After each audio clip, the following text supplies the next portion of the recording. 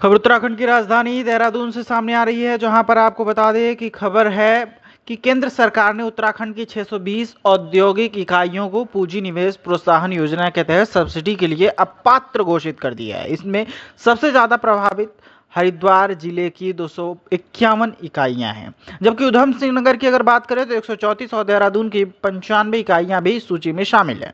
उद्यमियों का कहना है कि उन्होंने राज्य के विकास में योगदान देने के उद्देश्य से निवेश किया था और सब्सिडी नहीं मिलने से वे निराश हैं। केंद्र सरकार द्वारा 2017 में औद्योगिक विकास स्कीम लागू की गई थी, जिसके तहत उत्तराखंड और हिमाचल प्रदेश में औद्योगिक निवेश को बढ़ावा देने के लिए सब्सिडी दी जाती थी। इस स्कीम के अंतर्गत कई उद्यमियों ने अपनी इकाइयों का विस्तार किया और 714 इकाइयों को सब्सिडी मिली, जिसमें उत्तराखंड की 350 इकाइयां शामिल थी। हालांकि वाणिज्य एवं उद्योग मंत्रालय ने 30 जुलाई 2024 को उत्तराखंड सरकार को सूचित किया कि राज्य की 620 इकाइयों का ही रजिस्ट्रेशन नहीं हुआ है और वे सब्सिडी के लिए पात्र ही नहीं है। इसके पीछे तकनीकी कारणों और आवेदन प्रक्रिया में देरी को जिम्मेदार ठहराया गया। इस फैसले से प्रभावित उद्यमियों ने केंद्र और राज्य सरकार से हस्तक्षेप की मांग की। इसी पूरे मामले को लेकर आपको बता दें कि कांग्रेस की मुख्य प्रवक्ता उत्तराखंड की गरिमा मेहरा दसोनी ने क्या कुछ कहा है, आइए आपको सीधे सुनाते हैं।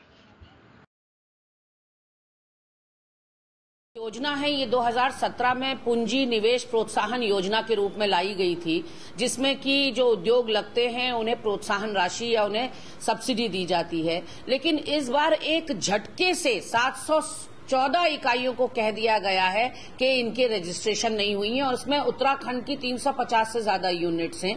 और आप देखिए कि 620 यूनिट्स को कह दिया गया है कि वो अपात्र हैं। ये पत्र लिखा है वाणिज्य एवं ऊर्जा मंत्रालय ने उत्तराखंड सरकार को और कहा है कि आपके जो उद्योग लगे हैं वो अपात्र हैं सब्सिडी के लिए। अब खासा आक्रोश इन उद्योगों में है और इसमें अगर मैं बताऊं आपको तो सबसे ज्यादा नुकसान हरिद्वार जिले को हुआ है, जहां 251 यूनिट्स को अब सब्सिडी नहीं मिलेगी।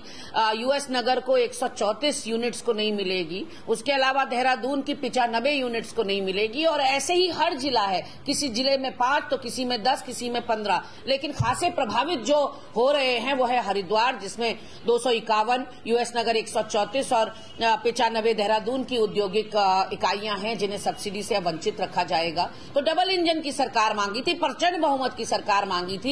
अगर कोई लूपहोल रह गया था तो रिमाइंडर दिया जाना चाहिए था इकाइयों को, यूनिट्स को, कि आपके ये पेपर पूरे नहीं है, करिए। उनको नोटिस दिया जाना चाहिए था, सब्सिडी के लिए आप अपात्र घोषित कर दिए जाएंगे। उनको समय रहते चेताया जाना चाहिए था। लेकिन अचानक से एक झटके से अब पत्र आया है कि अब इन लोगों को सब्सिडी नहीं मिलेगी और सब्सिडी की ही आस में कहीं ना कहीं इन लोगों ने यहां निवेश किया और अब ये अपने आप को मोदी और धामी राज में ठगा हुआ महसूस कर रहे हैं। इस पर क्या कहना है ये तो शासन प्रशासन ही बताएगा।